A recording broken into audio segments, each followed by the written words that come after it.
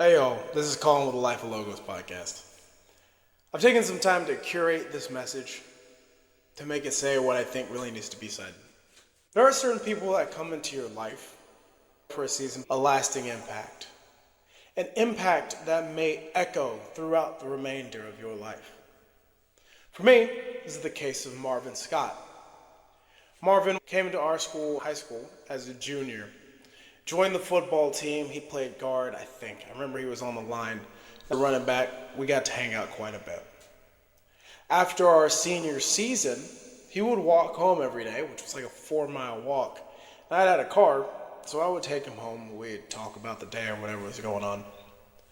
And over the course of time, we ended up developing a really good friendship. He would come over to my house. I would go over to his house. But we had a lot of talks that echo through my mind even today.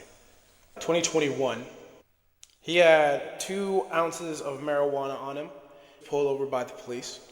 He was taken into custody, and before he got to his hearing, he was choked to death by those police officers. The report said simply, he was a paranoid schizophrenic. No trial, no case, nothing. My heart goes out to his family, even to this day.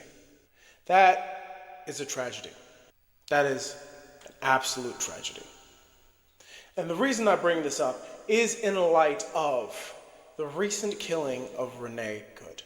Now, usually in the things I talk about my faith and my opinion, and I try to stay away from politics as best we can. And, by the way, I do believe that we should. But there is no politics without morality. And I understand that there will be people on both sides of this issue because it is, unfortunately, very polarizing. But I'll tell you this much. There is no reason, under any circumstance, that a person should be killed in cold blood. And when I say in cold blood, I do fully mean not attacking. Now, people will contest that, whether or not she was actually trying to run the officer over. And I'm willing to bet that that wasn't an intentional movement of the car at the officer. And I understand that he gets excited, if you will, scared, and shoots. I understand arguments on both sides. Do I agree with them? No. The officer shouldn't have walked around the front of the car to begin with. And that's common sense not to walk in front of a potentially moving vehicle. The shooting, to me, that seems like someone who is looking to shoot. Because my first reaction when I see a car coming at me, and yes, that has happened a few times, is to get out of the way of the car. The officer in question. Let her bleed out on the road. That's far from acceptable, under any case. Furthermore, turning around and trying to label her a terrorist for what she did. More of an accident that ended up fatally than anything else, just from the camera angles of which I was able to see. But I want to be very clear about this.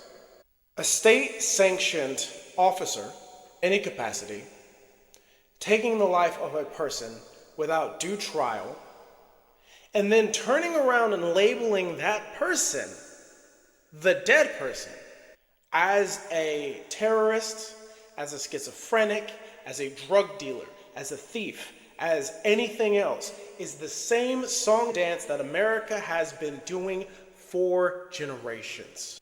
250 years this country has been established. And perhaps this is the first time we saw something like this happen to a white Midwestern woman. That's really the difference. It's the same song and dance, different singers, different instruments, same song. We have to understand not to diminish the death of Renee Good in any way. What happened that day is absolutely a tragedy.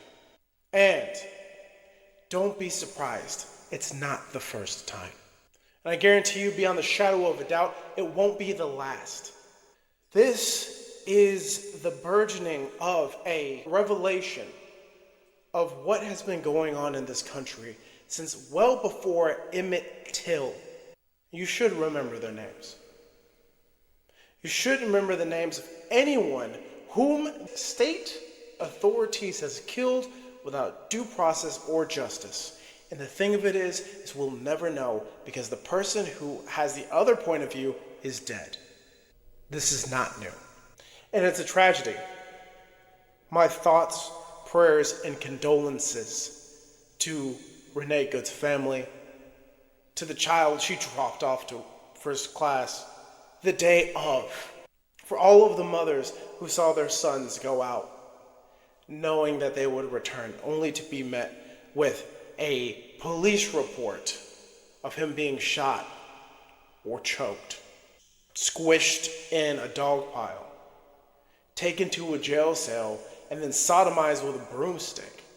This is not new, America. This is not new. It looks different because the inciting officer was an ICE agent, and ICE is all over the news. And it looks different because it was a white woman as opposed to a black man. But the thing of it is, it doesn't have to be, it doesn't have to be this way. It doesn't have to be a white woman for it to be a tragedy. It doesn't have to be publicly seen for it to be injustice. And this is the country that we have been so quick to turn a blind eye to when it didn't affect us. If you haven't figured out, I am a black dude. It's been affecting us the whole time. And that's not as a vindication of the plight of black people. This is my call to anyone who hears this. America, listen. Wake up. These injustices cannot be allowed to continue. At some point, we, the American people, must rally together to demand justice of our authorities and our government. Otherwise, we are no less culpable in the demise of justice, freedom, equality, and goodness that this country represents. We are complicit in its downfall if we choose not to say anything. Therefore, stand up, wake up. This is not new, and it will continue until we, the people, stand for our rights. My name is Colin. This is Life of Logos. This hasn't been fun, and we'll see you next time.